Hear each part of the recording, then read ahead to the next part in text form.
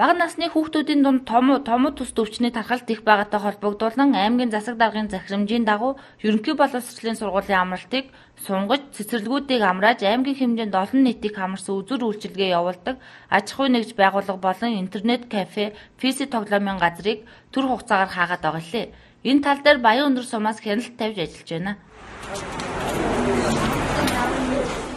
Оргил кино театр дээр бол PC тоглоом гэдэг юм тэр нэг тоглолтын машинууд байна. Тэн дээр хүүхдүүд тоглож ирсний өчигдөр ажлын хэсэг очиж шалгаад бүгдийг зогсоосон. Яг хүүхэд тоглодог тэр компьютерийг бол зогсоогоод тэр үнэлгээтэй томчууд тоглодог тоглоомнуудыг тэгээд чиглэл өгсөн. Яг энэ үйлдүүлээд PC тоглоомын газрууд бүгдийг хаасан байна. Хаалгаад хөгжиж дотроос нь тоглож ирсэн зөрчилдүүдийг илрүүлж цагдаагийн газар манай мэрэгжлийн байгууллагууд зүгт нь очиж газар дээр шийдгийг өгүүлсэн.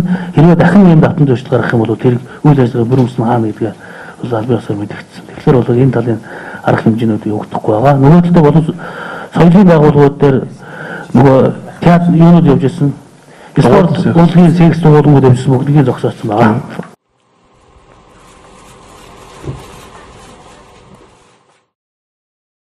Ийхүү хориг тавьснаар бүсийн онцлогын эмчилгээний төвийн хүүхдийн тасагт үзүүлж буй хүүхдийн тоо өнгөрсөн 7 хоногийн мөн үеэс 4% буурсан бол 100 гаруй хүүхэд хэвтэн эмчилүүлж байна.